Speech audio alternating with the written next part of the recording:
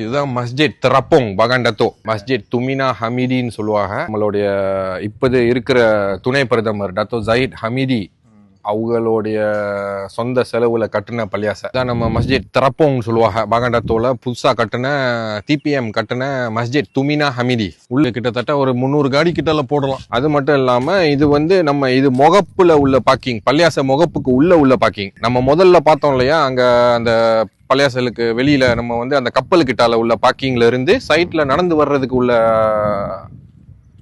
இதுவும் அமைச்சு கொடுத்துருக்காங்க. சைட்வேஸ் அந்த ஆத்தோரத்திலேயே நடந்து வரலாம். இது என்ன கொடி? பேராக்கொடியா? ஆமாம், பேராக்கொடி, மலேசியா கொடி.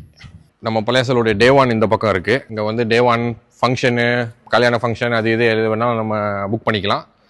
இது நம்ம பள்ளியாசலுடைய சின்ன மியூசியம் மாதிரி. அதாவது அதுக்குள்ளே அந்த பழைய குரான்கள் அந்த மாதிரிலாம் வச்சுருக்காங்க. எக்ஸிபிஷன் மாதிரி போட்டிருக்கு இல்லையா, குத்தாப் அல் குர்ஆன். இது ஒரு சின்ன மியூசியம். அதை தாண்டி அங்கிட்டு போனோம்னா மற்ற பள்ளியாசலில் இருக்கிற எல்லா வசதிகள், ஜனாசா குளிப்பாட்டுறதுலேருந்து உது எடுக்கிறதுலேருந்து பாத்ரூமு, மற்றபடி ஆஃபீஸு, அது எல்லாமே இருக்குது.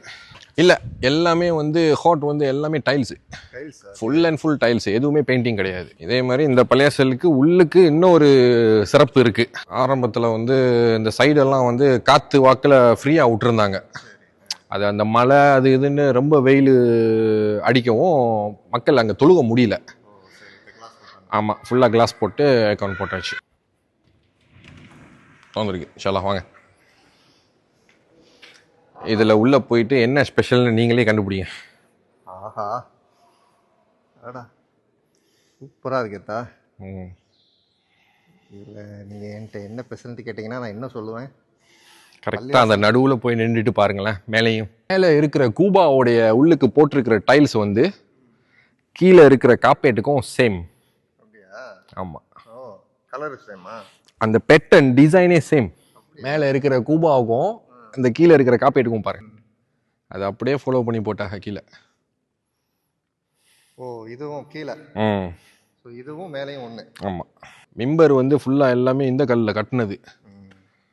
சில பள்ளியாசலில் அந்த வாங்கிட்டு வைப்பாங்க இல்லையா, அது கிடையாது. இதுதான் மெயின் மிஹ்ரப். ஆஹா நண்பர்களே, இங்கே பாருங்கள், நல்ல அருமையான ஒரு கட்டிடக்கலை.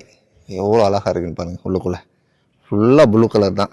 கீழே கார்பெட்லேருந்து மேலே உள்ள அந்த டைல்ஸ் வரைக்கும் எல்லாமே ப்ளூ கலரில் நல்லா சூப்பராக செஞ்சுருக்காங்க. பார்க்குறதுக்கு நல்லா அழகாக இருக்குது. அப்படியே நம்ம வழுதூரில் பார்த்தா அதே பள்ளி மாதிரி இருக்குது. ஓகே, வாங்க வெளியில் போவோம்.